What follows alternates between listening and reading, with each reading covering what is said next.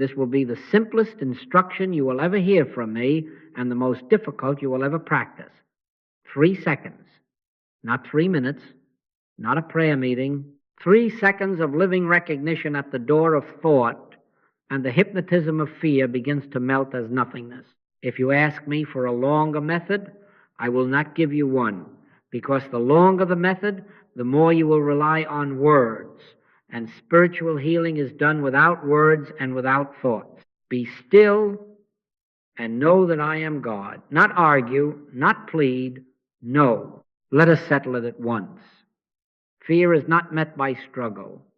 Fear is not met by pinching the lips and marching bravely into the storm while reciting brave phrases.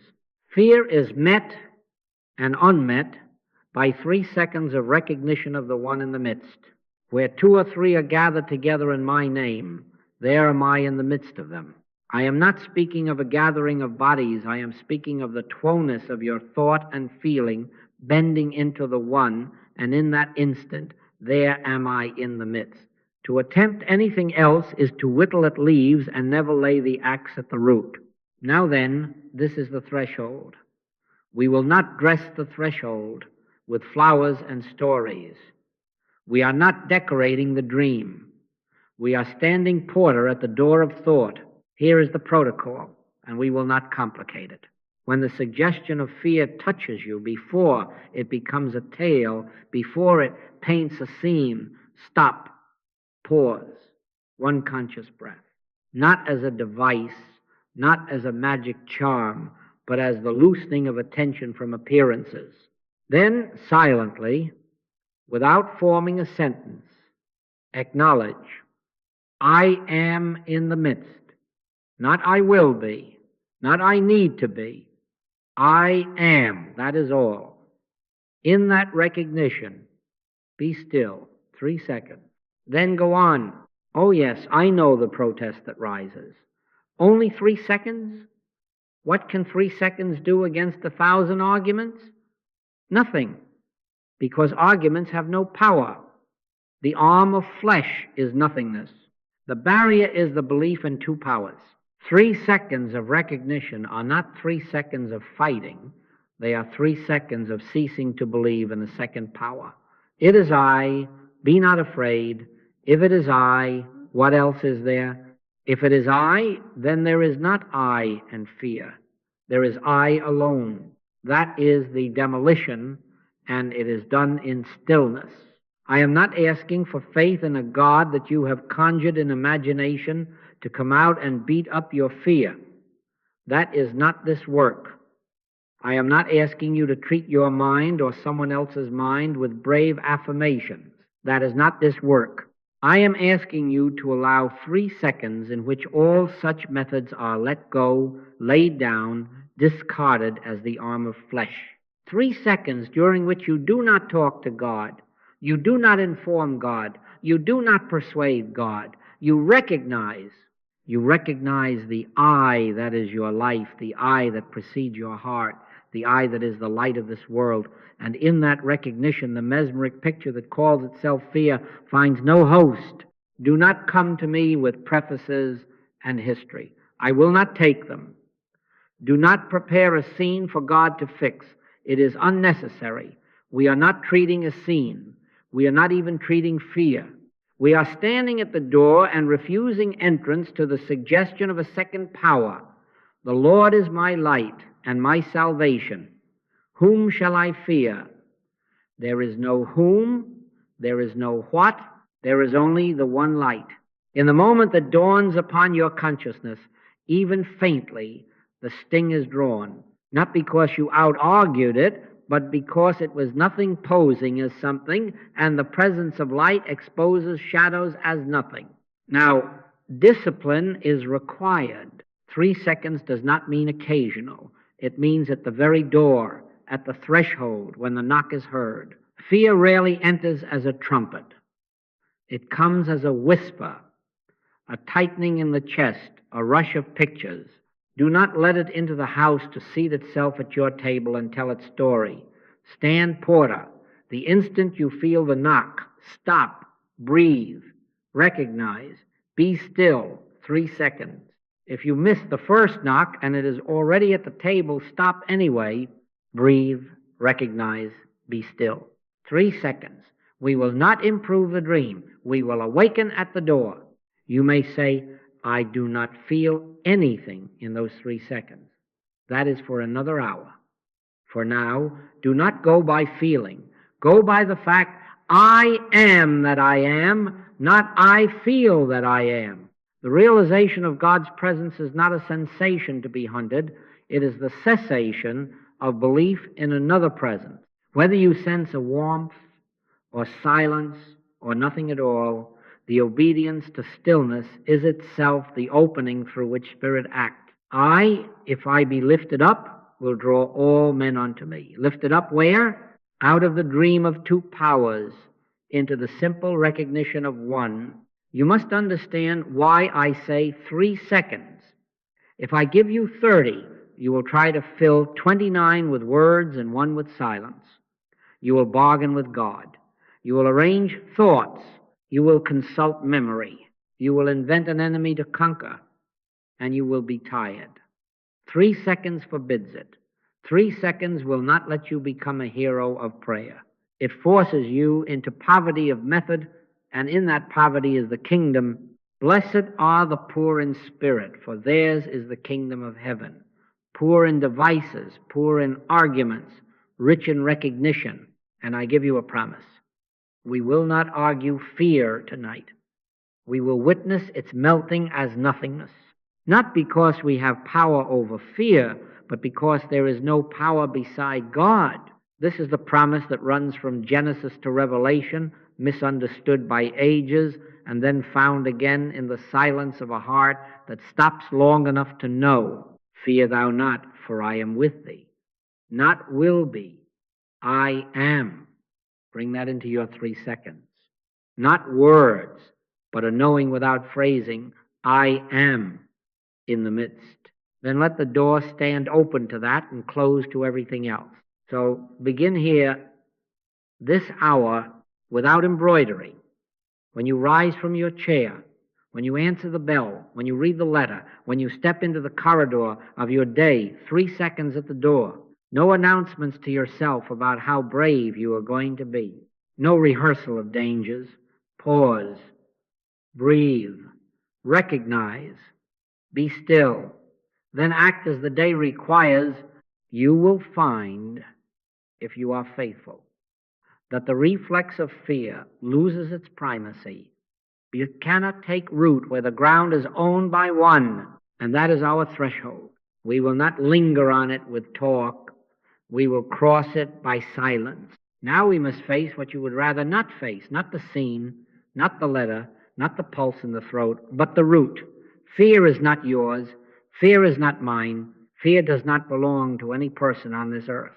Fear is the universal mesmerism that pretends there are two powers and then offers you the courtesy of choosing between them. That is the joke of it, and it is no harmless joke. If you accept the premise, you will spend your days mending spiderwebs with rope. The only honest work is to lay the axe at the root and let the whole pretense of proneness fall as nothingness. Paul called it the carnal mind. Isaiah called it the arm of flesh. These are not sinister creatures lurking in the dark. These are phrases denoting nothingness. I have not made carnal mind the opposite of divine mind. I refuse the courtesy. There is one. Let us be very clear. This fear that arrives at your door does not arise from a personal fault any more than the night sky is personal to the man on the hill. It is the collective dream, the second creation in the language of Scripture, the second chapter of Genesis, where a mist goes up, and out of that mist a man dreams a world of good and evil, and then hides among the trees saying, I was afraid. That is where fear begins, in a mist, not in God. Nothing real begins in a mist. If it had its origin in God, you could worship it. But if its only parent is a haze, do not honor it with treatment. Do not polish its face. Expose it as a dream. Awake, thou that sleepest, and arise from the dead, and Christ shall give thee light. Awake, not repair. Arise, not analyze. Now, what is this universal hypnotism? It is the suggestion that life is vulnerable, that supply is limited, that mind is split, that body governs spirit. It whispers in the universal ear and uses your vocal cords if you are unwatchful. It borrows your memories and your neighbor's statistics, and it builds a case that trembles so convincingly you will swear it belongs to you. That is the deception. It personalizes itself. Do not let it have your name. Do not agree to carry its bag. When a man brings a letter of threat to your house addressed to someone else, you send it back. You do not sign for it because your hand is nearest the door. We do not condemn the sufferer. We do not congratulate the practitioner. We do not gather facts in order to understand the dream. Neither do I condemn thee is still the law of this work, and just so, go and sin no more, which in this language means go and cease accepting two powers. Do not sin against your own soul by granting reality to that which God did not make. God saw everything that he had made, and behold, it was very good. If it is not very good, it is not what God made. If it is not what God made, it belongs to that mist, and there our task is not to mend, but to awaken. Do not judge the man who is afraid. See through the impersonal suggestion that is talking with his tongue. We deal with hypnotism, not with persons. Let us prove this to ourselves in a small way, because once you see it, you will stop being impressed by loud noises. Close your eyes for a moment. See a street. Make it familiar if you like. Let a child run across it. Hear a horn. See a car swerve. Let the heart tighten. Let the breath hurry. Now open your eyes. Where has the scene gone? Did you heal the child? Did you move the car with thought? You did nothing. You awakened from a self-imposed picture. The tightness began to ease when the picture lost your consent. So it is with the dream of fear that rises in the world mind. We are not assigned to heal the picture. We are called to withdraw consent. Recognition, 3 seconds, and the theater closes because there is no paying audience left in you. Yes, but what of the so-called facts, the diagnosis, the notice, the figures on the paper? That is where discipline comes in. We are not ostriches. We do not put our heads in sand. We put our attention in God. Be not afraid of sudden fear, says Proverbs. And again, the Lord is the strength of my life. Of whom shall I be afraid? Of whom? Of what? We do not contend with diagnoses on their field. We are not pitting one mind against another mind to see which is stronger today. That is mental healing. And it has 5 minutes of success and 55 of relapse because it accepts 2 players on the field. There is no second player. There is one. The carnal mind is not a rival. It is an echo without a voice. The arm of flesh is a phrase, not a power. If you lean on it, you will fall because there is nothing there. Now then, the working stance. When a case presents itself, do not ask for its history. No, sir. Do not recommend penances. Do not hunt for causes in childhood. This is not psychology. This is not moral housekeeping. This is awakening. We sit back behind the scene, behind the person, and we recognize the I in the midst. Without words, without thoughts, 3 seconds will not allow you to sermonize, and that is our safety. In that recognition, something happens which does not belong to us, and fear, finding no host, fades. It cannot live on a diet of one. Perfect love casteth out fear, not perfect arguments, not perfect willpower. Love the presence, that is itself the perfection of one, displaces what never had substance. Do not be tempted to give fear a second life by congratulating it as a clever opponent. Do not say to yourself, this is a hard case. There are no hard cases. There are only cases where you are willing to accept 2 powers and dress them as Goliath and David. Goliath was never a power. David did not win because he had a better sling. He won because he knew the battle is the Lord's, and in the Lord there is no battle at all. That is our paradox. We do not fight fear. We unveil its emptiness by refusing to stand in a divided universe. If you hear this and think I am cold to your tears, you have not heard the mercy in it. Mercy is to remove blame. Mercy is to refuse to let you be the cause of your suffering. Mercy is to stand with you, not against you, against nothing really, and say, it is I, be not afraid. I, one presence, am in the midst. That is not a sentiment. That is the end of a lie. And if tonight you will take this much with you, that fear is impersonal mesmerism, and that recognition, not repair, breaks the spell. You will find that your 3 seconds at the door become 3 seconds of waking from a scene that never was. Then you will go on with your day in quietness, and you will discover that the dream has fewer places to sit because you have removed the chair. Now we must do the demolition. If you carry old furniture into a new house, you will wonder why the room still smells of yesterday. So let us say plainly what this is not, and let us lay the axe at the root. It is not faith healing. It is not mental healing. It is not a bracing of courage. It is not a polishing of arguments. It is not a religious enthusiasm. It is not even a beautiful idea. It is the simple, wordless recognition of I in the midst 3 seconds that refuse to build an altar to a second power. Faith healing, as men practice it, leans on a God imagined to be somewhere else, asked to come here and repair what another power has done. Sometimes, by grace, an answer slips in past the petition, but the petition did not do it. Faith in a concept is not God realization. God is a spirit, and they that worship him must worship him in spirit and in truth. Spirit is not reached by shouting across a gap. Truth is not attained by believing against appearances while cherishing the premise that appearances have power.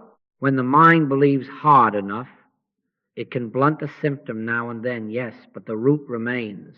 The belief in two powers remains, and you will live watching the sky for storms, congratulating the sun for breaking through when all along the sun was never at war, not by might nor by power, but by my spirit, saith the Lord.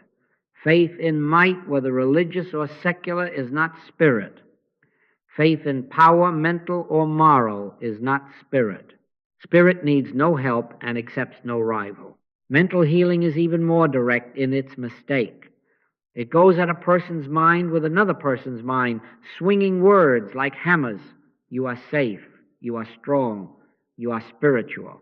You are fearless. And while the hammers are swinging, the hypnotism smiles. For it has persuaded you to accept two minds on a field, two powers in dispute, one to win today and lose tomorrow. That is why you see the relapse. That is why you grow tired. You have been banging at leaves as if the tree would blush and depart. The carnal mind is not a foe to be subdued. It is a term denoting nothingness.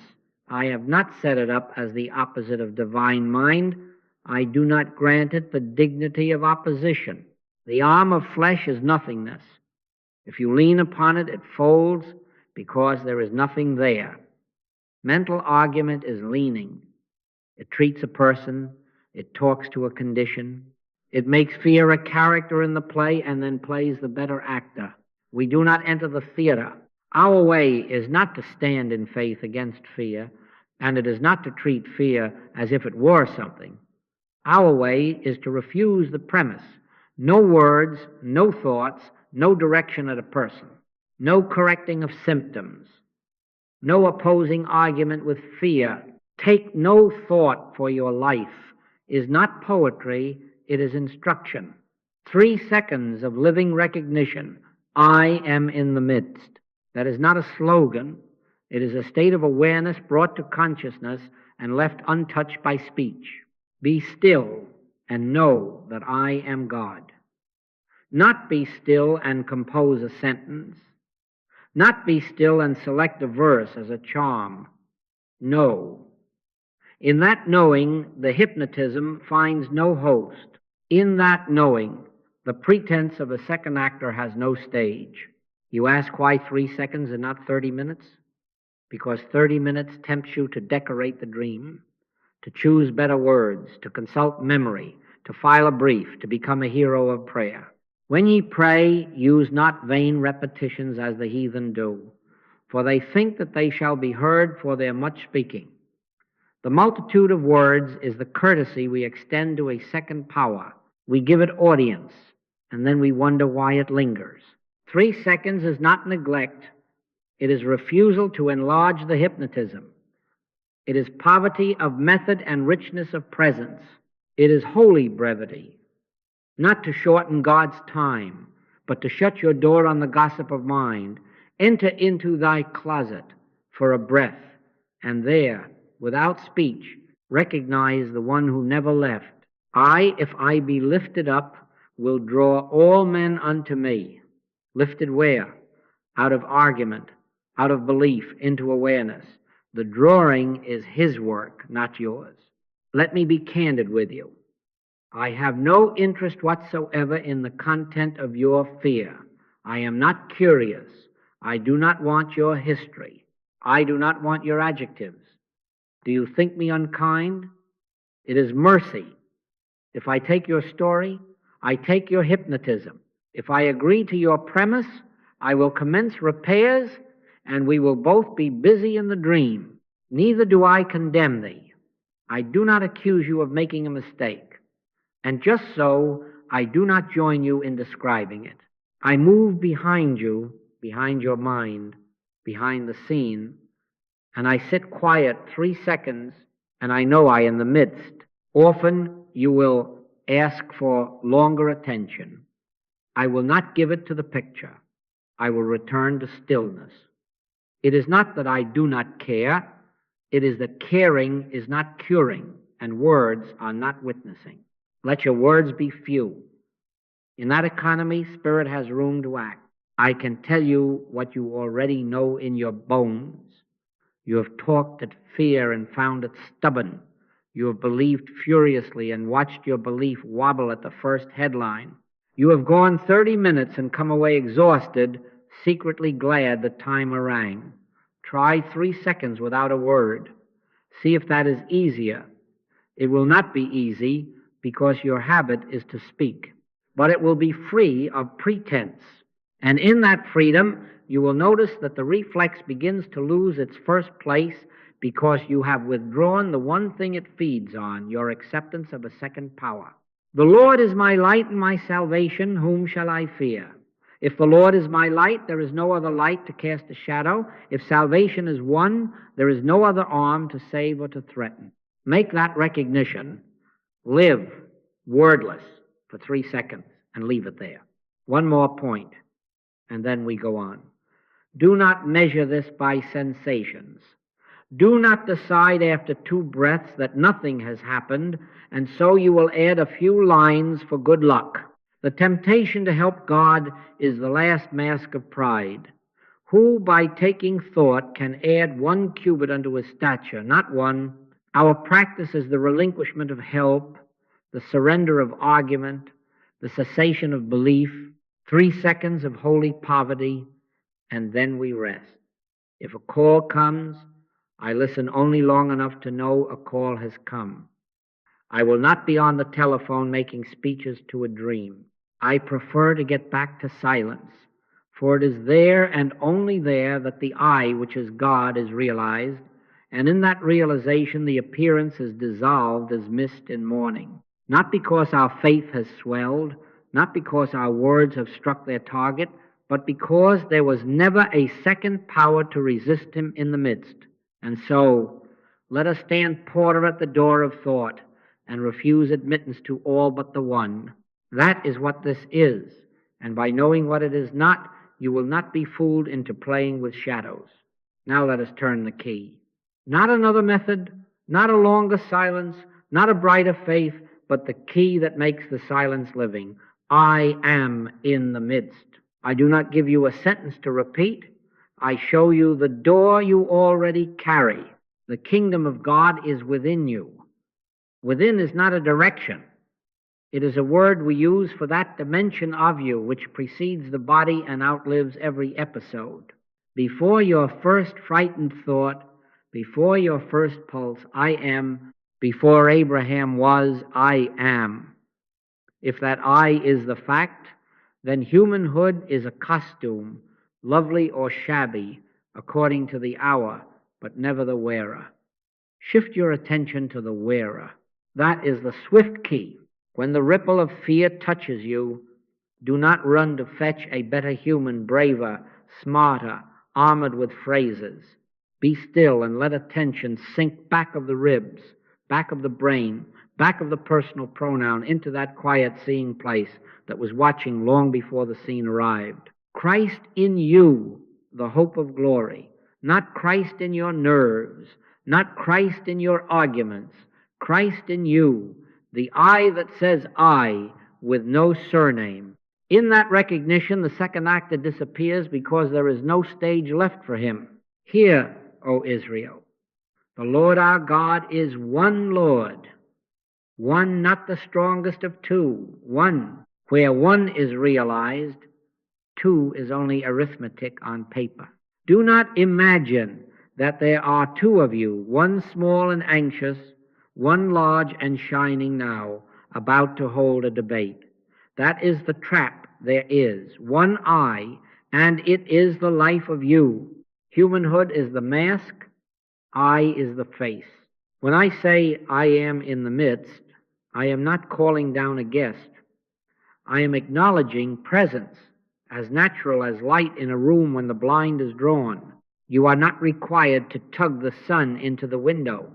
You touch the cord, and the room shows what the sun has been doing all along. So with this, touch once. I am in the midst. Let the blind fall open. Be still. You have been told that courage is the outcome of a quiet scene. Oh no, that reverses order. The scene quiets because you abide as I. That is the reversal of causality that frees you. You are not fearless because the storm has passed. The storm loses sound because you are no longer supplying a second power to listen to it. Thou wilt keep him in perfect peace whose mind is stayed on thee. Stayed where? On a result? On a safer street? No. On thee, on I am. You take your stand as the witness, not as the actor frantically adjusting props, and props cease to behave like powers. Let me say it plainly. There is no fear to fight and no matter to correct. If you stand in I, you do not enter the theater to rearrange scenery.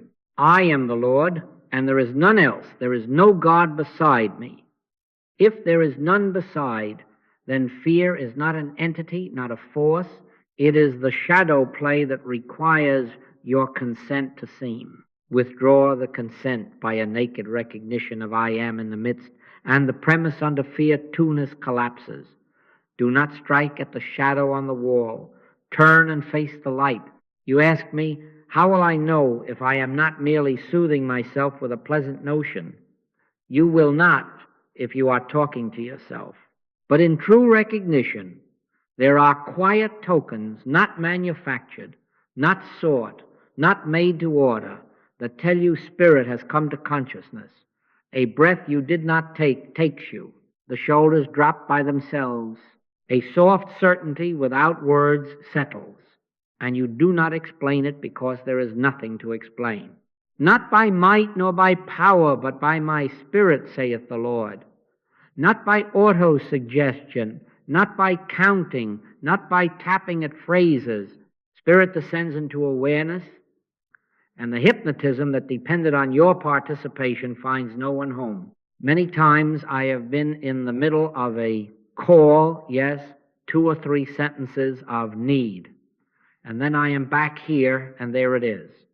A deep, unprovoked release, sometimes as quick as the space between 2 heartbeats, and the case dissolves, not because I have wrestled it, but because there was no second actor permitted on the stage. Hold the phrase only as a door, not as a mantra. Do not clutch it like a charm.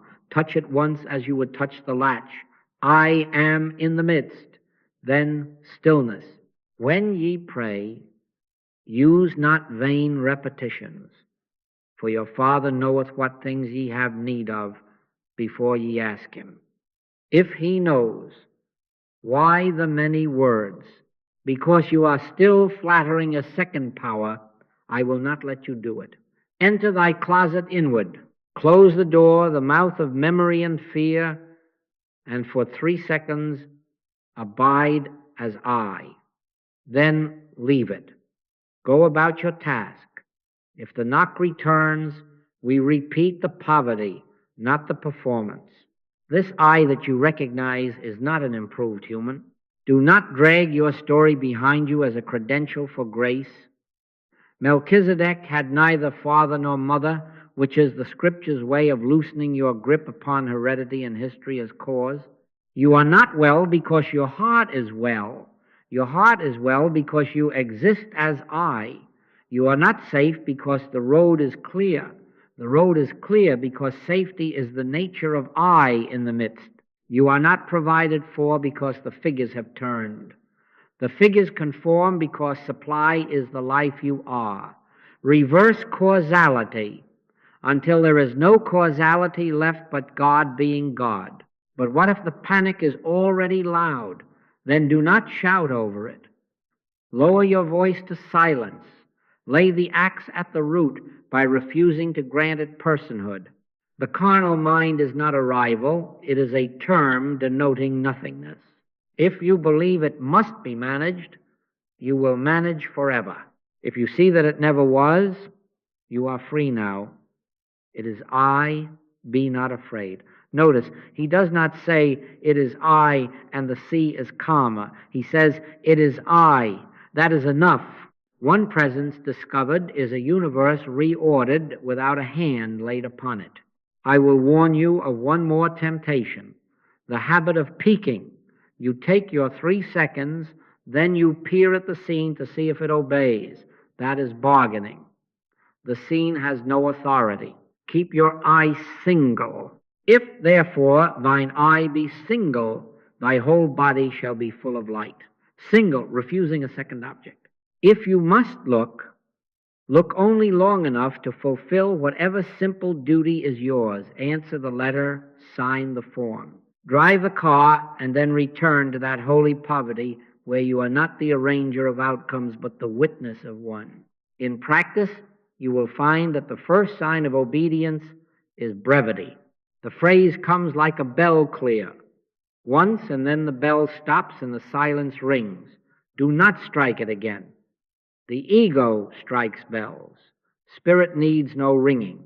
There will come a day, if you are faithful in 3 seconds, when even the quiet tokens fall away and you rest without breath signs, without warmth, without any credential, and you will be content because you have been weaned from effects.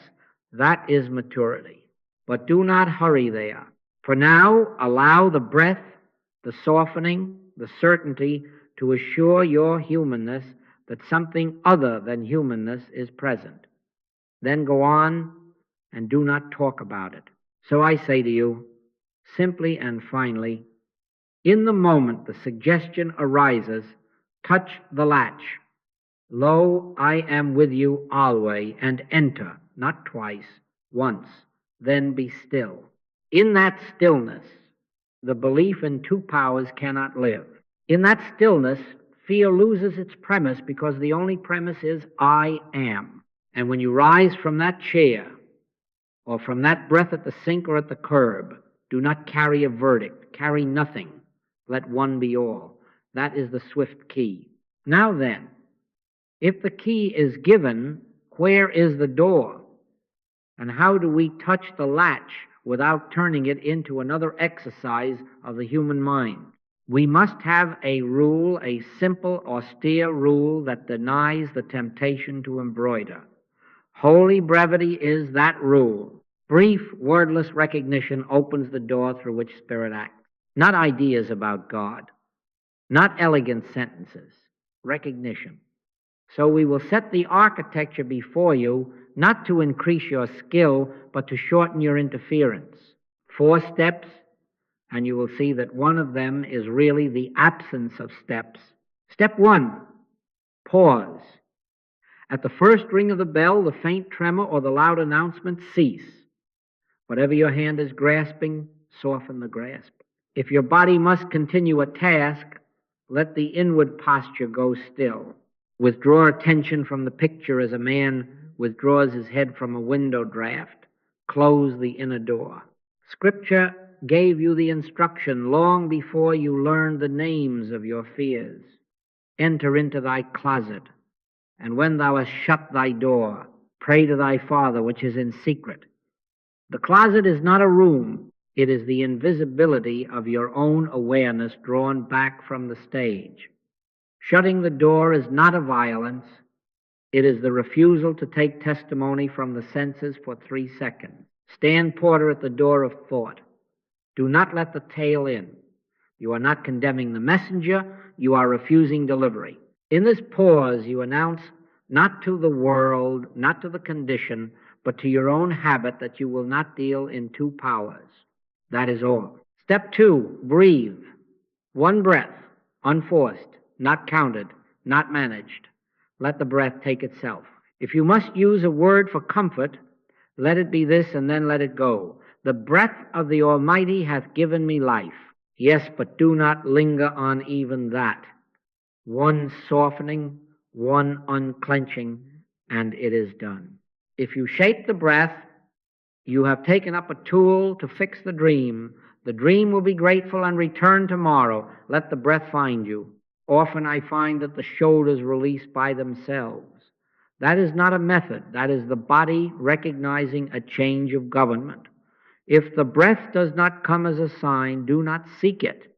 The point is not breath. The point is the loosening of the mind's fist so that recognition may appear without your help. Step 3, recognize silently, once, I am in the midst. Do not say it to the scene. Do not say it to your nerves. Acknowledge presence where presence already is. Lo, I am with you always. I am that I am.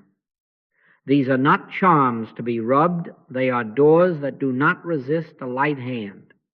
Touch the latch once, and then drop even the words. If you repeat them, you have left recognition and entered persuasion. When ye pray, use not vain repetitions. Why? Because your Father knoweth. If he knows, you need not explain. Lifted up, just that awareness he draws. You do not direct, you do not aim, you do not send thought across space, you do not declare truths at a person. You recognize I in the midst of I, and you leave it there. Step 4, be still. 3 seconds. No doing, no leaning on the arm of flesh, no measuring. Be still and know that I am God. That is the whole of it. Let spirit be the only agency on the field. The Lord shall fight for you, and ye shall hold your peace. In that interval, do not look out of the window of mind to see if the sea is quieter. In that interval, do not decorate the silence with holy phrases. In that interval, do not help. We lay the axe at the root by refusing to feed the pretense of a second power with attention, fear, or even concern. Then, at the end of 3 seconds, release the matter altogether, rise, and do the next simple thing. Walk, answer, sign, wash a dish. Not to prove anything, to live. Now the discipline.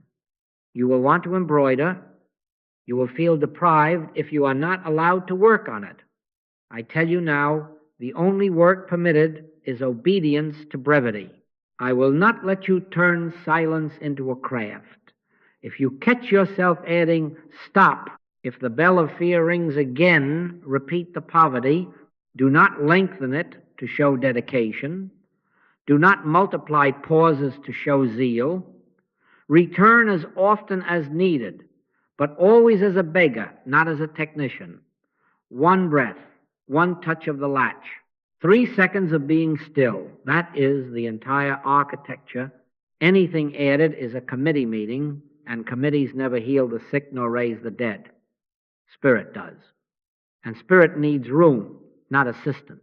You will object that some cases are large and some small, and surely the large require a longer rope. No, there are no sizes in nothingness. The carnal mind is not a mountain that yields to more shovels. It is a term denoting nothingness. If you accept degrees, you have accepted 2 powers before you begin. The lengthening of practice is the courtesy we extend to a second actor we still fear. Withdraw the courtesy. Be brief. Let one be all. Then go about your business. If the appearance speaks again, honor it with another 3 seconds of inattention, not with a sermon. You will be tempted to measure the quality of your pause by sensations. Did I feel the breath? Did I feel warmth? Did I feel the presence? Leave it. That is peaking in a subtler costume. Even the quiet tokens, as I told you, are only courtesies to your humanness. They are not the presence. The presence is I. The Lord is my shepherd. I shall not want. If I shall not want, I do not want a feeling to convince me that he is. I rest. If a sign comes, receive it without note-taking. If no sign comes, you have lost nothing because you did not trade. You were still, and that is enough. I must say a word about context. Do not make religious theater around these 3 seconds. Do not wait for a chair or a closed door or a music cue. Practice must be portable or it will be useless. In the aisle, at the store, at the bed of a child, in the middle of a sentence, yes, even there you can withdraw attention without insult to your neighbor. You can let a breath happen while your pen is lifted. You can recognize I as a flash of inner consent and then be still while the other is speaking. Nobody need know. In fact, the fewer who know, the better, because you will be spared the temptation to discuss what cannot be spoken. Let your words be few. If you are helping another and many of you are asked to observe the same brevity, do not collect their facts. Do not allow them on your telephone for more than it takes to know a call has come and then off back into the closet. Not from hardness, from hygiene. The hypnotism is contagious in proportion to your interest.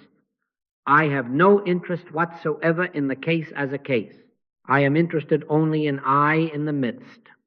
3 seconds, and then I end the matter and go on.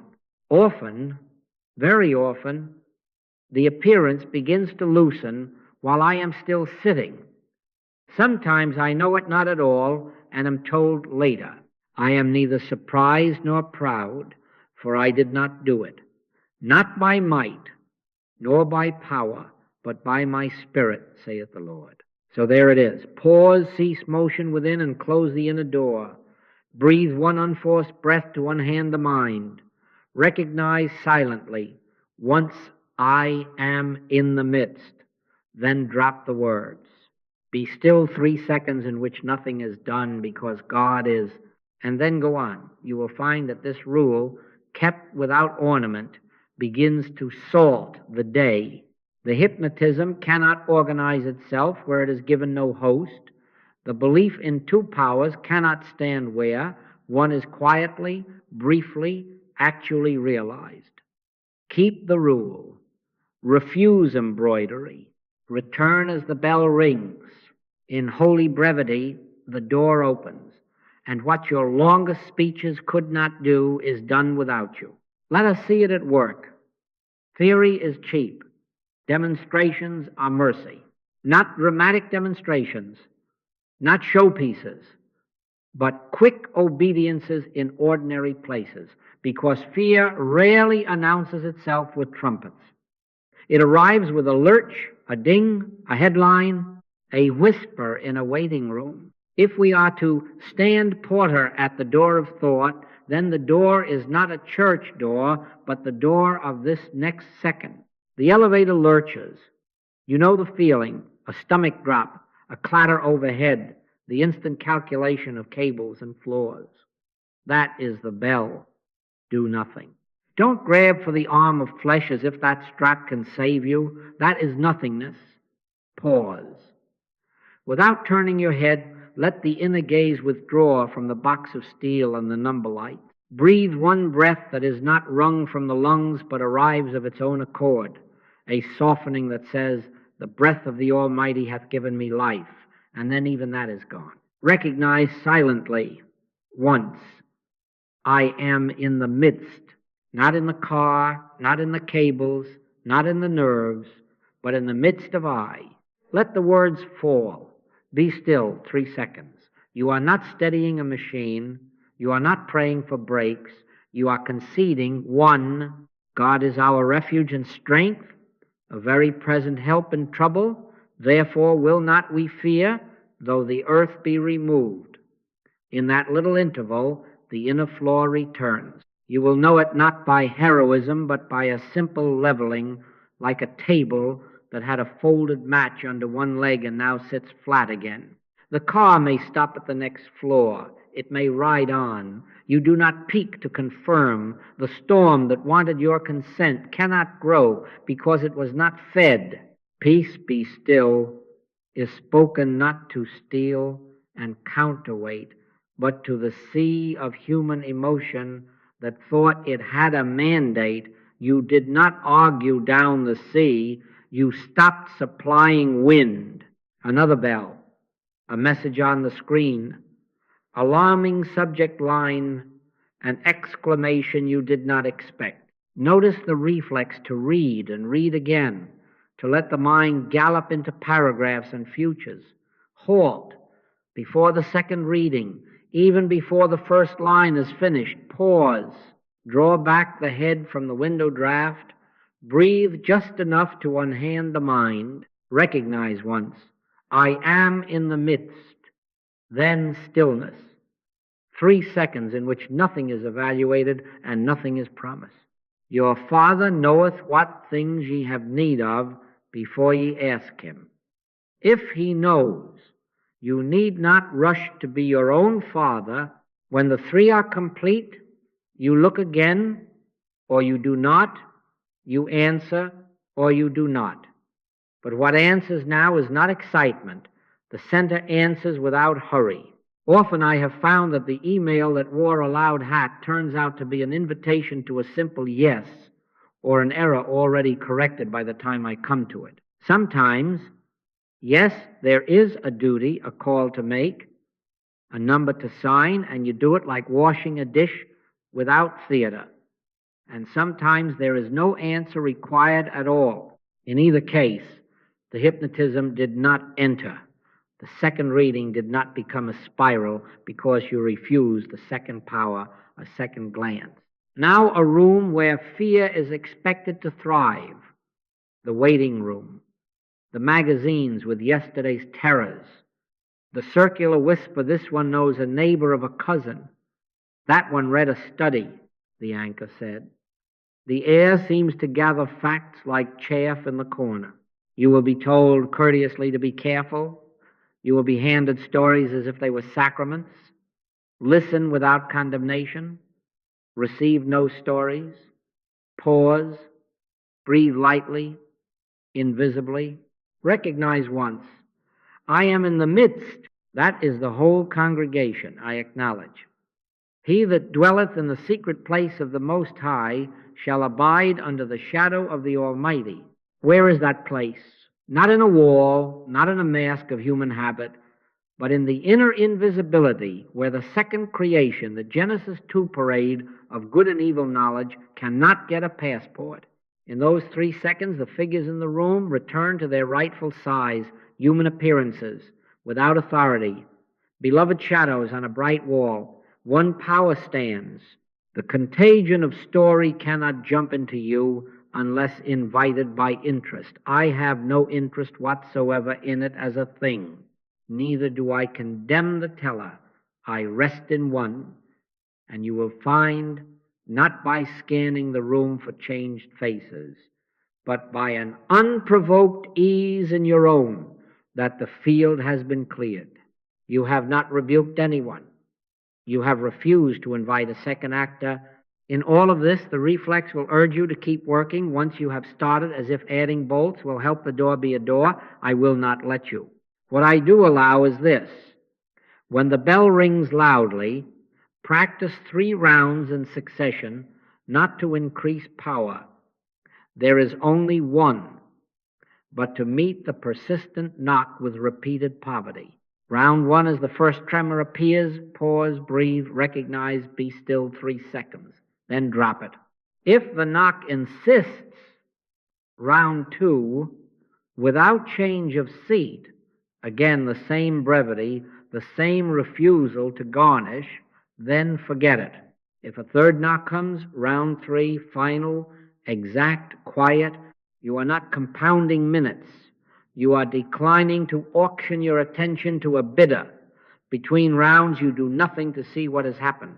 In fact, you practice the secrecy of saints. You keep your eye single. If therefore thine eye be single, thy whole body shall be full of light. Single on eye, not on outcomes. These rapid obediences tend the garden before weeds take root. Panic needs time and commentary.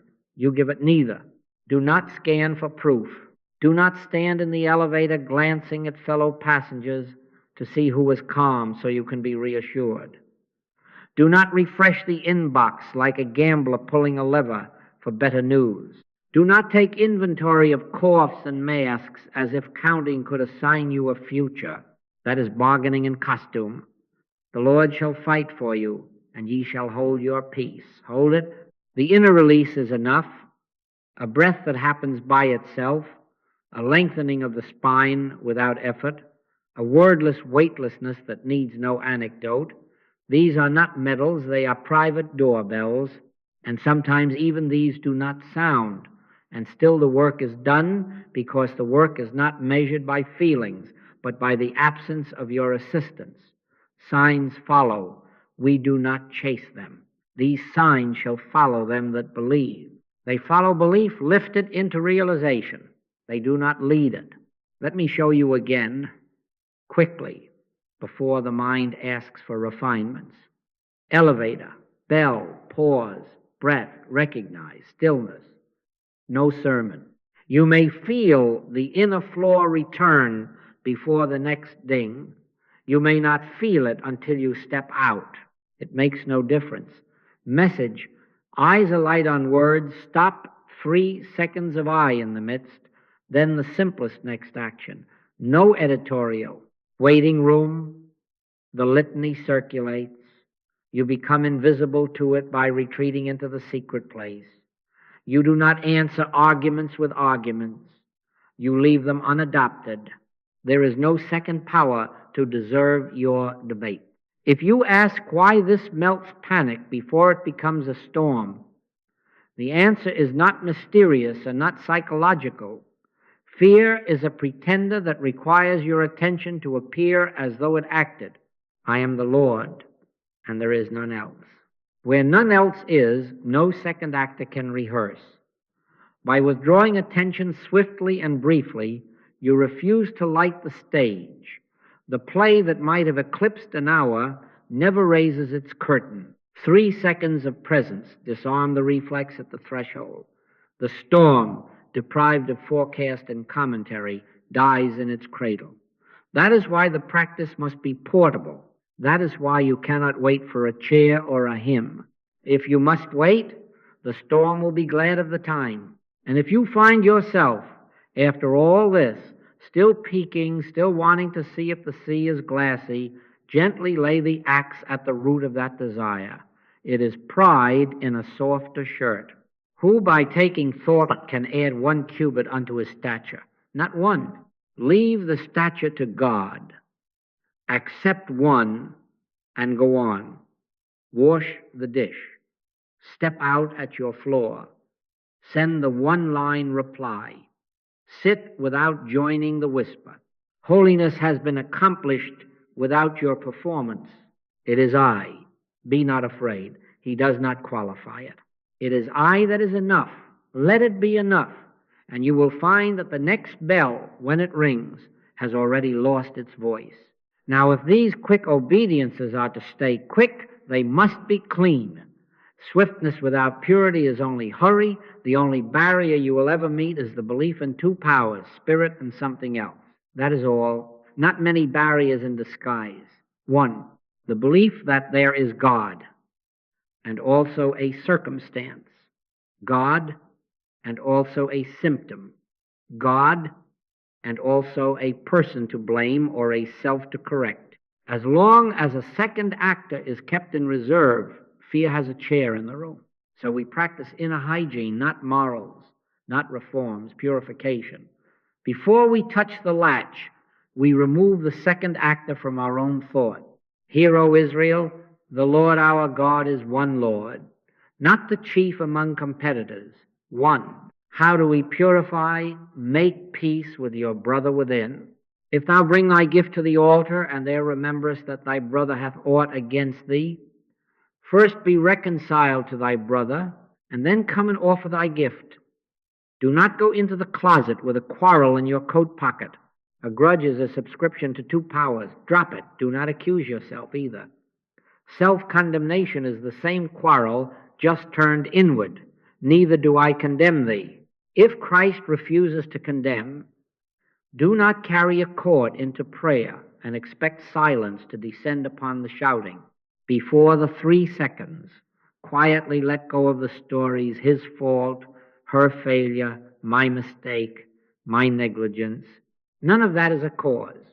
All of it belongs to the 2nd chapter of Genesis, the knowledge of good and evil parading as law.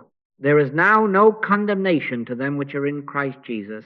Let there be none in you. This is not indulgence. This is hygiene. Without it, you will try to make God take your part. That is the worst of all idolatries.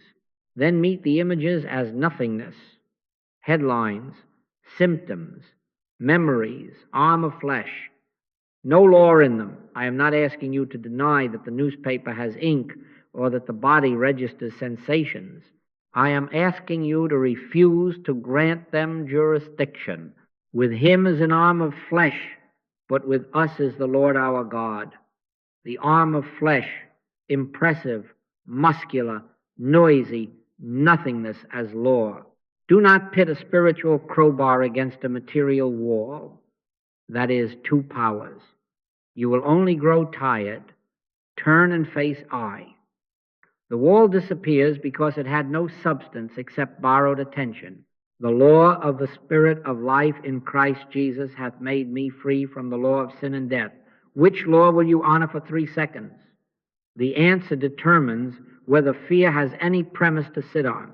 Refuse to recruit God to fight fear. Oh, the subtlety of that temptation. A tremor starts, and at once the mind drafts God into a campaign. Lord, make this stop. Lord, come here and deal with this.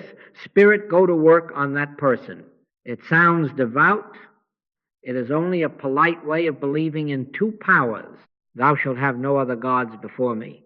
Not fear, not disease, not money, not personalities, and not even your bright concept of a God who wages battle against them. Resist not evil. Do not set up a wrestling match. There is no opponent in one. Put up again thy sword into its place. We are not pacifists. We are non-dualists. The moment you reach for weapons, you have announced an enemy. Announce I instead. So a quiet rule. Write it in your bones. When tempted to oppose, when you feel the forward lean of argument rise in you, when the jaw sets, when the mind begins to marshal scriptures as ammunition return to recognition, not later, not after you finish a paragraph of reasons, now let opposition die at the door. Stand porter. And do not let the second actor cross the threshold by any name, not as a symptom, not as a principle, not as a justified resentment, not as a noble crusade. The moment you sense push, drop the rope. One breath. I am in the midst once. Be still, that is all. You will find that the battlefield dissolves because the army has been dismissed. The Lord shall fight for you, and ye shall hold your peace. In truth, there was no fight. There was a dream of two powers, and you refused to dream it. Do not confuse this with neutrality toward your brother's suffering. Compassion is not argument. We do not say there is no pain to the one who believes in pain.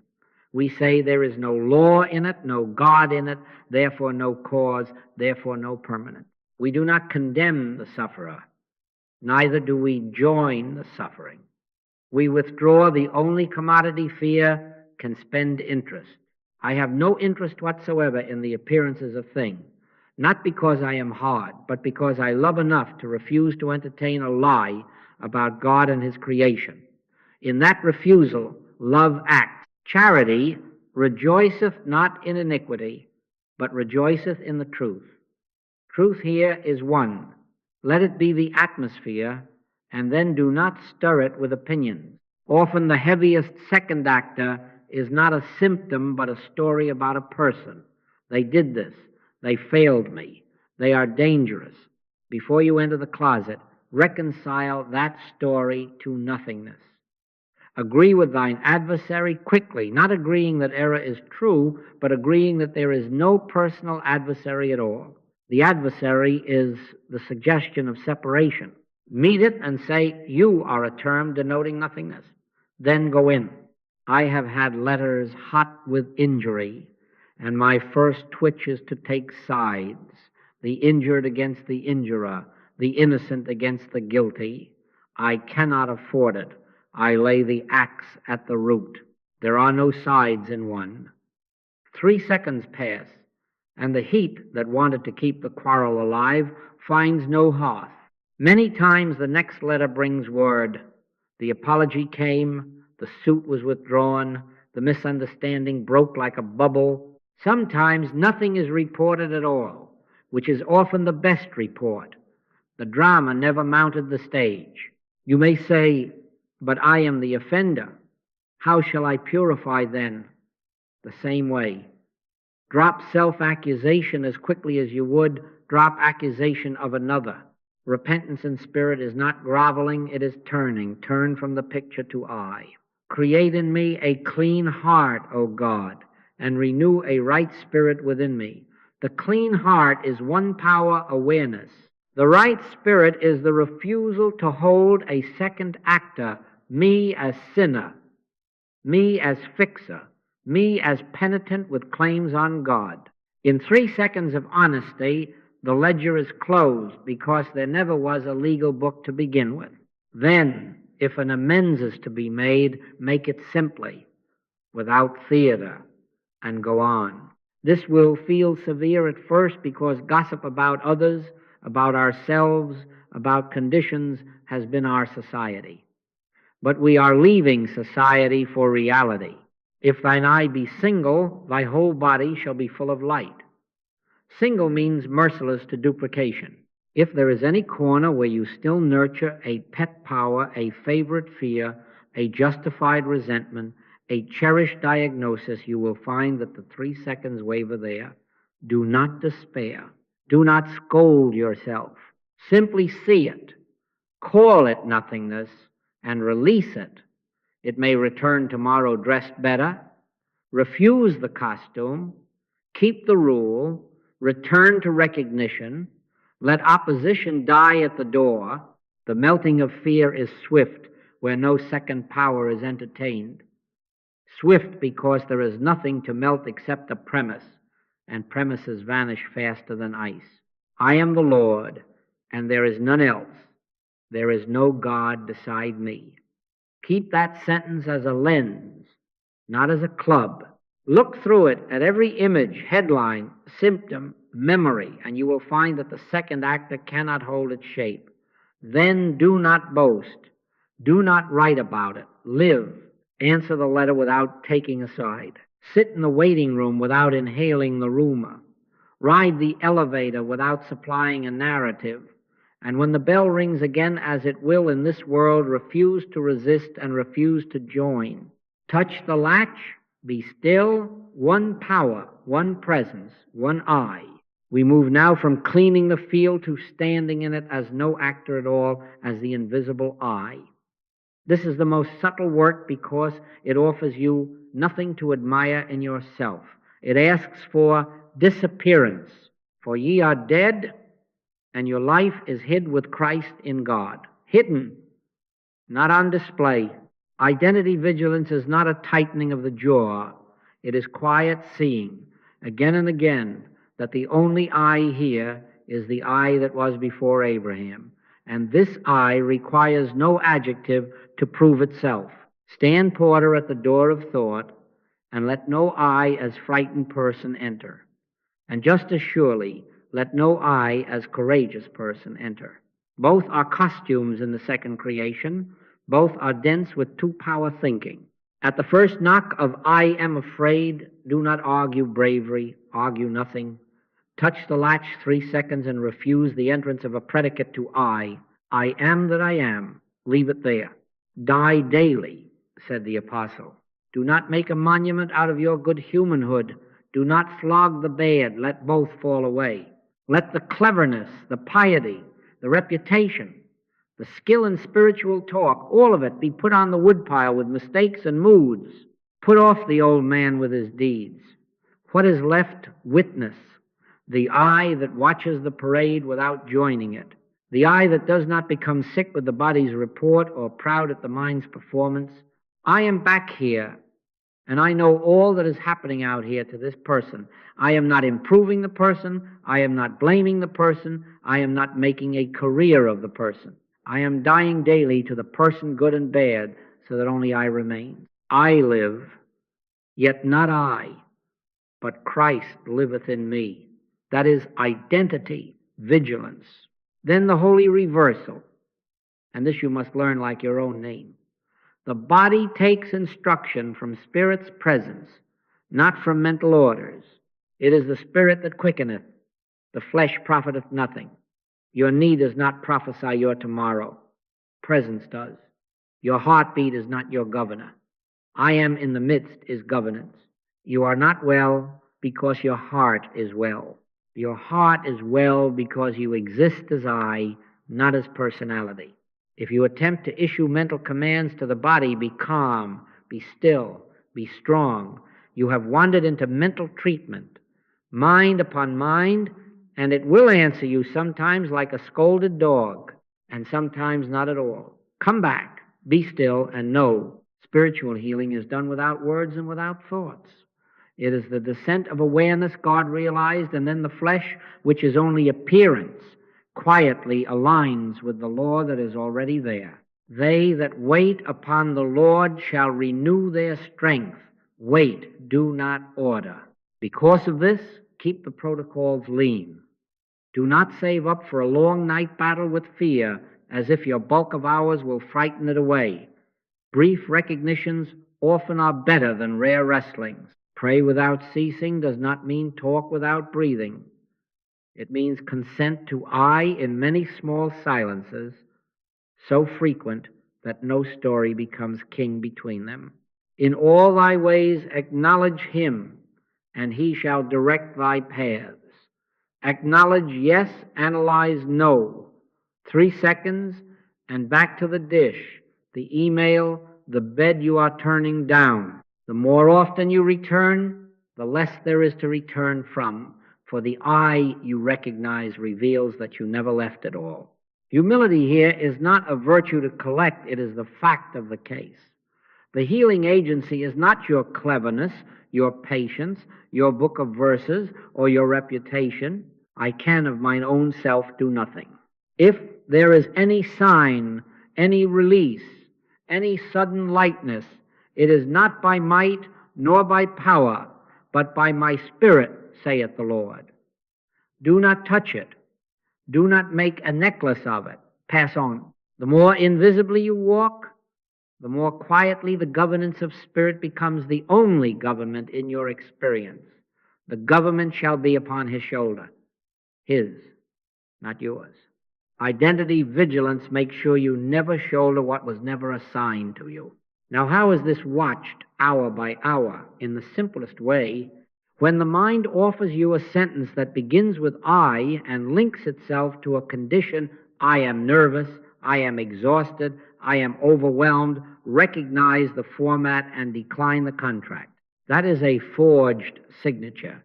Do not replace it with, I am brave, I am strong, I am spiritual. That is a forged signature in gold ink. Stan Porter. One breath. I am in the midst once, then 3 seconds with no thought. If action is required after that, it will be simple, unforced, usually void of commentary, and if nothing is required, nothing will be done. Either way, the parade goes by without conscription papers being served on the eye. And when flattery tries the other door, you did well, you are the one, you have the touch, treat that as the same imposter in a tuxedo. Oh yes, it feels fine for a minute. Then it demands more of you than you have to give. Do not take the bait. Why callest thou me good? There is none good but one, that is God. Keep the agency pure. Keep your name out of it. If gratitude comes, let it be gratitude to God. If reputation is offered, set it down and go into your closet. I have no interest whatsoever in being thought a healer. I am interested only in I in the midst. Invisibility is safety here. You will say, what of responsibilities? What of roles? Parent, nurse, tradesman, pastor. Do not confuse function with identity. Perform your function cleanly, kindly, on time, but do not wear it as skin. Melchizedek had neither father nor mother, not to make a myth of him, but to show you identity without genealogy, office, or history. The invisible, I can walk through all visible assignments and leave no footprint of pride or panic. The function will be better for it. The house is better kept when the keeper is not trying to be a hero. This vigilance is gentle, not tense. We are not policemen, we are witnesses.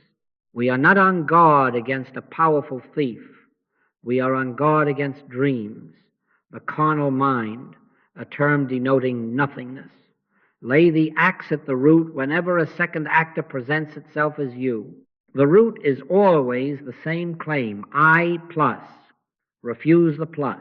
Leave I intact. I and my Father are one. In that oneness, fear cannot find a chair. In that oneness, the field is clear. And when the field is clear, governance is effortless because it is already present. It is I. Be not afraid. Not an instruction to become fearless, a revelation that no other presence stands beside I. So we return to the smallest motion, 3 seconds, again and again, in the largest fact, one power, abiding as the witnessing I, not the actor, not the fixer, not the improved human, keeps the air untroubled. Spirit does its own work. Peace I leave with you, my peace I give unto you, not as the world giveth, not as the world gives, with fanfare and proof and applause, but as I gives quietly, within, invisibly, so that the next bell rings and finds no echo, and you go on, nameless and relieved, which is freedom. You will say, then, what of the hours when the latch is touched and nothing answers, no warmth, no breath that seems to come of itself, no sense at all, only a blank like looking into a dry well? That is when the discipline is most tender and most exact. Expect seasons of dryness, and do not interpret them personally. Do not say, I have lost it. Do not say, God has withdrawn. Do not say, this is not for me. That is the carnal mind whispering a familiar lullaby, hoping you will go back to sleep in Genesis 2. Emptiness is only the dream stripped of fireworks. It is the last costume of the same nothingness, arm of flesh, seeking your consent. Lo, I am with you always, even unto the end of the world. If that is true, and it is, then absence is not in God. It is only in the sense mind that demands a texture before it will concede reality. Now here is where many betray themselves. Feeling the blank, they begin to decorate it, they add words, they borrow affirmations, they fetch arguments, they talk to the wall. Oh no. Do not add anything but silence. Be still and know that I am God.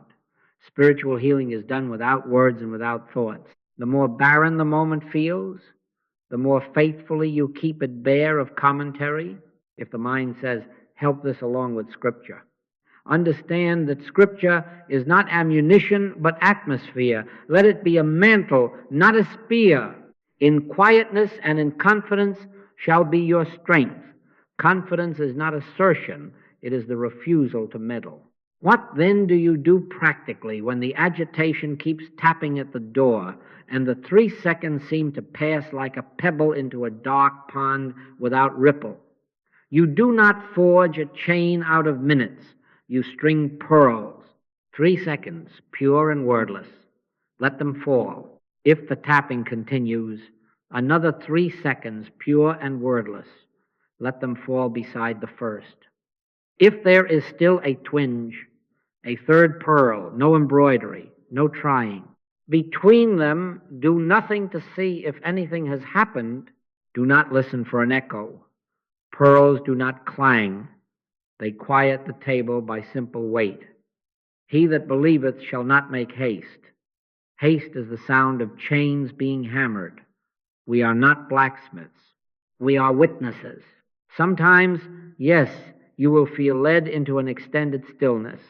Obey that leading without noise. Sit not to make something happen, but to stop making anything happen. Sit as if placing your head in the lap of the infinite and saying nothing at all. Wait, not an idler's wait, not a beggar's wait, holy waiting. They that wait upon the Lord shall renew their strength. Renew is not manufacture. If 5 minutes come, let them. If 15, let them. But if you catch even the faintest scent of intention, now I will wrestle this emptiness into a feeling. Stand up, wash a dish, and return later for another 3 seconds. The Spirit of the Lord God is upon you without your assistance. Do not volunteer to assist. Above all, do not blame yourself for the desert. Self-condemnation is the most polite way of continuing the dream. Neither do I condemn thee. If Christ withholds condemnation, do not grant it.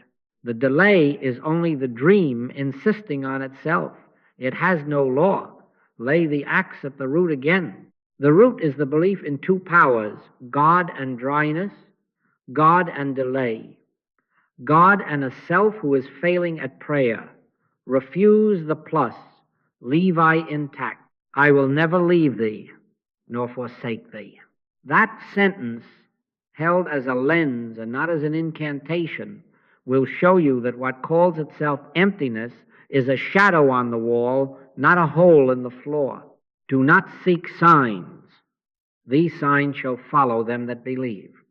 They follow. They do not lead. An evil generation seeks after a sign because it has already decided what God must feel like to be present. You will find, to your surprise, that many of the strongest healings occur in these very dry hours when you thought you had nothing because you had nothing to offer but non-interference.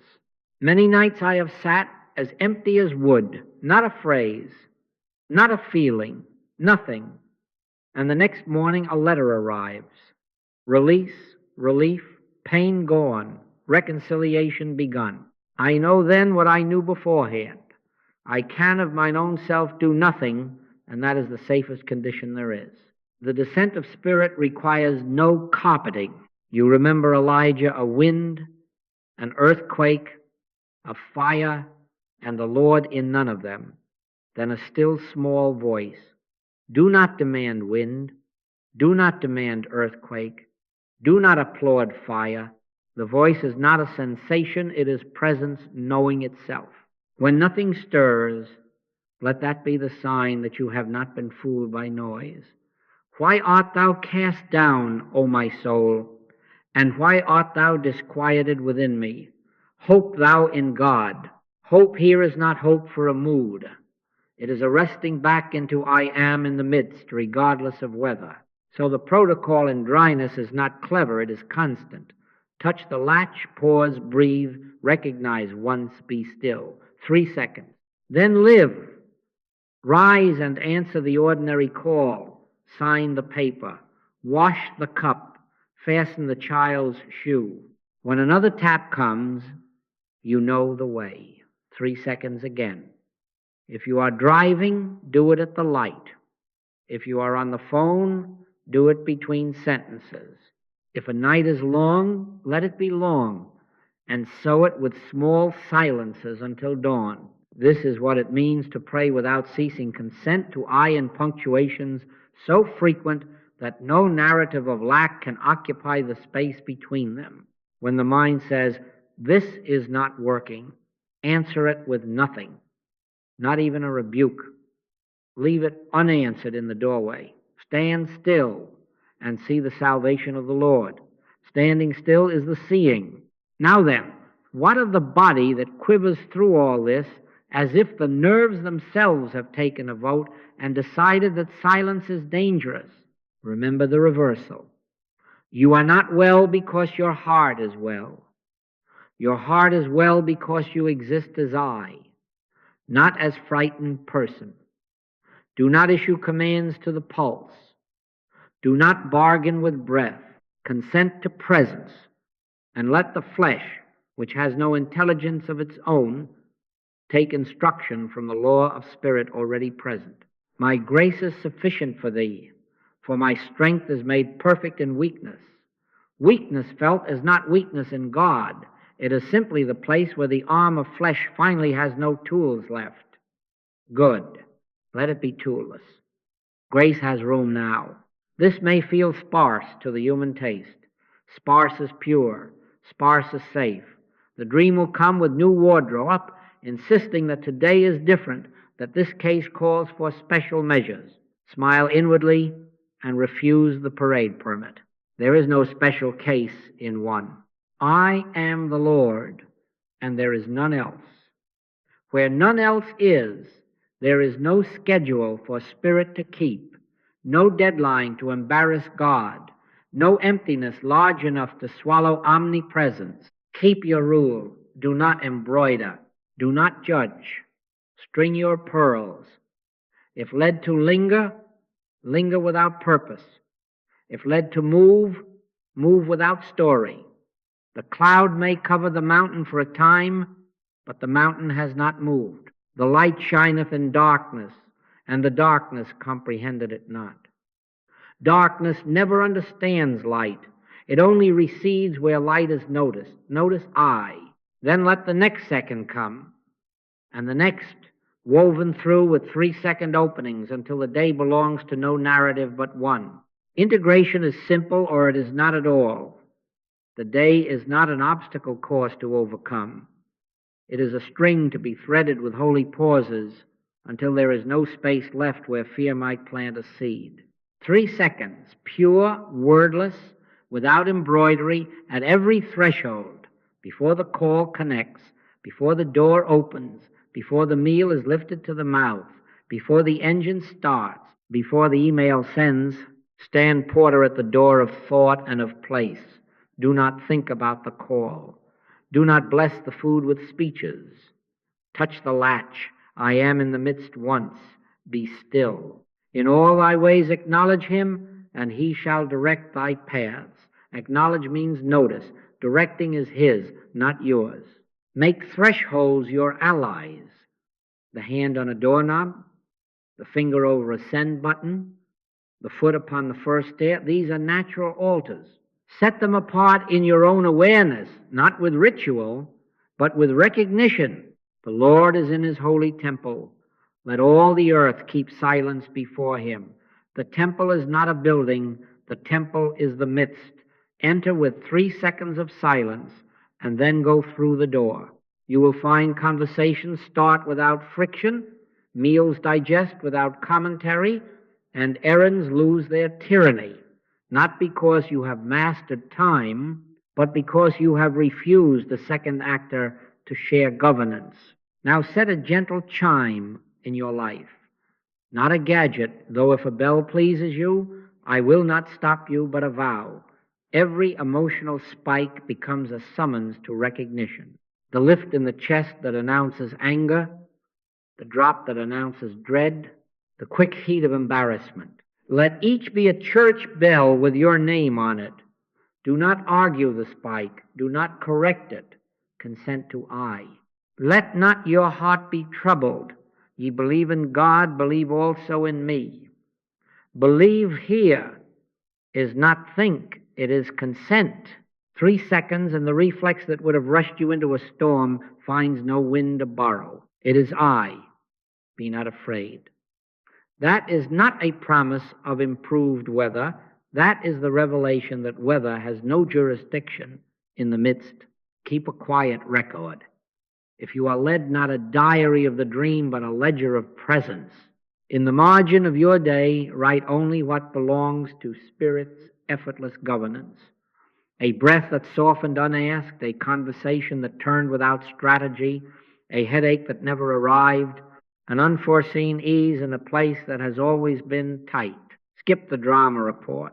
If you are tempted to say, at 2:15, the fear grabbed me by the throat, and stop at the and, record the release alone. These signs shall follow them that believe. They follow, they do not lead. Let the record be for your humility, not for your applause. God acted where you did not by might, nor by power, but by my Spirit, saith the Lord. If you share it at all, share the grace, not the gossip of the dream. Let not thy left hand know what thy right hand doeth. Keep community around this quietly. Agree with those in your household, your office, your circle, that there will be common silences that require no explanation. Before the meeting, 3 seconds. Before the meal, 3 seconds. At noon, 3 seconds, wherever you are. No heads bowed to prove piety. No glances to recruit the unwilling. Where 2 or 3 are gathered together in my name, there am I in the midst of them. In my name does not mean syllables. It means nature. The nature is I without second. Gather there. Often I have asked a room to pause with me before the first word and after the last word.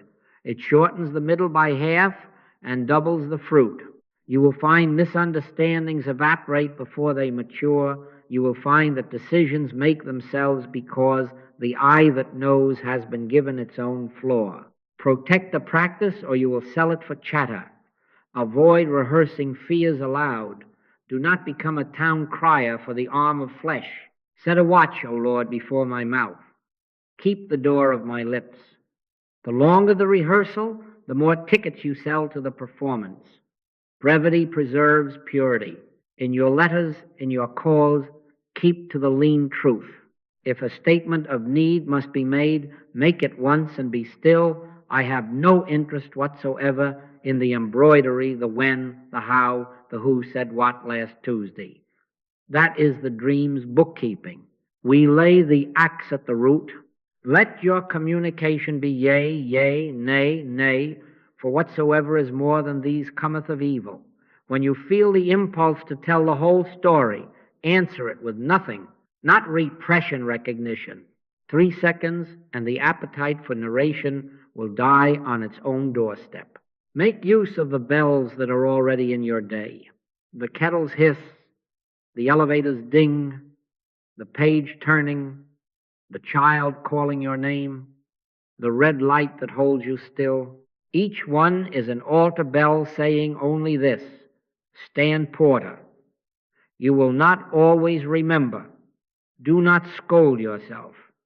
Remember next time. The string will lengthen by practice, not by promise. Watch and pray that ye enter not into temptation. Watching here is not suspicion. It is noticing when the room is already filled with presence, so that you do not invite a second guest. When evening comes, finish as you began. Before you reach for the switch, 3 seconds. Before you answer the last message, 3 seconds. Before your head touches the pillow, 3 seconds. If the night wakes you, do not make a project of it. Lay a pearl on the dark and turn over. I will lay me down in peace and sleep, for thou, Lord, only makest me dwell in safety. Notice where the day has braided itself into quiet. Notice how little you were required to do. Notice how many moments found their own ease without you as actor. And this will be the discovery. Life does not become crowded with practice. Life becomes spacious with presence. Fear, which requires corridors of time between recognitions to set up its furniture, finds no room to rent, neither give place to the devil, no place given. The day, now strung with holy pauses, is a single act with no intermission for terror. You will not become proud of it because you cannot take credit for a silence. You can only keep it. Keep it then. Touch the latch and let the door swing of its own accord. I am in the midst. And when the next bell sounds, do not hurry and do not delay. 3 seconds and go on. We have come to a quiet place, not because the road was long or complicated, but because it was straight. We began at the door of thought with 3 seconds and no ornament. We looked at fear and refused it a face, refused it a cause, refused it a history. Universal hypnotism, carnal mind, arm of flesh, nothingness. We did not fix it. We laid the axe at the root by recognizing one power. We did not massage the patient. We did not argue the case. We did not recruit faith to shout down appearances. We stood still and discovered what has never moved. I and my Father are one. The indwelling I, Christ in the midst, is the only actor. Holy brevity opened the door. The presence crossed the threshold. And that was the work. Now let the instruments be put away. We do not measure what cannot be measured. I can of mine own self do nothing.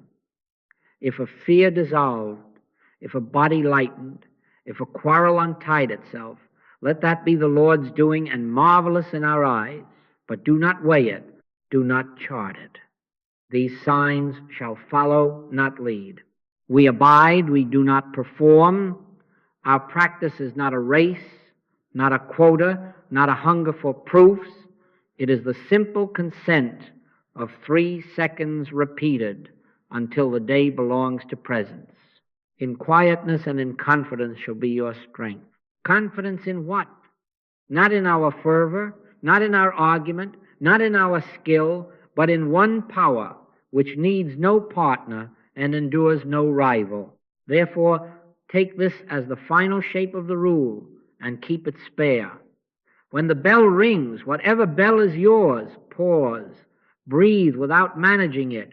Recognize once the I in the midst. Not a sentence to rehearse, but a fact to admit. Be still. 3 seconds. Then go on. If a second bell rings in the same minute, you are not being tested. You are being loved into constancy. Pause again. Breathe again. Recognize again. Be still again. Stand still and see the salvation of the Lord. Seeing is the standing. Salvation is the Lord's. Do not be drawn now into polishing methods that we already buried. Do not lengthen speech to soothe anxiety. Do not set 2 powers at a table that was made for one. Refuse to make a museum of your victories or a shrine of your failures.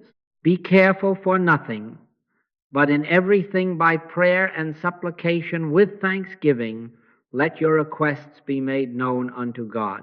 Prayer here is not a litany. It is the letting be of God as God.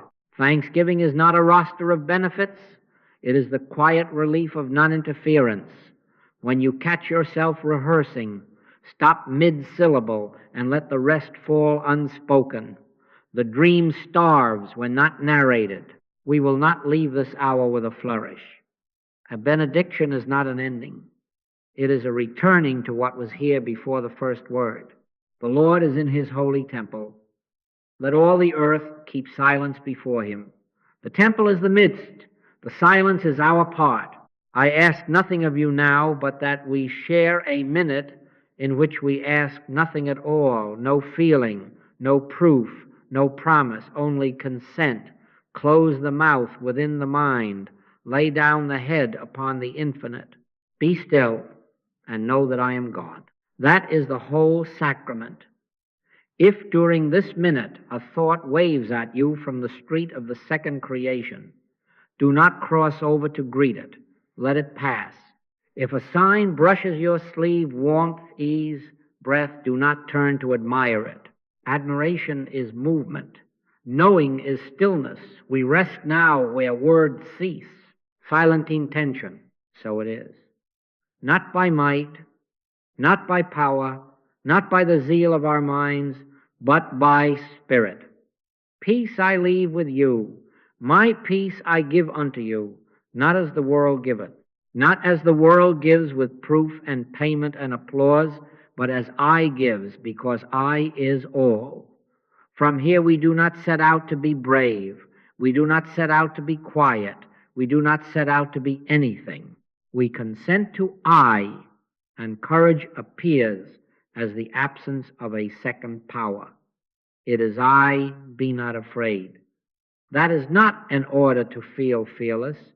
It is the revelation that no other presence stands beside I. You will see what this means in practice without trying to see it. 3 seconds today become 6 tomorrow, not because you lengthen them, but because you remember them more often. Fear requires long hallways to gather itself. You will keep shortening the hallway.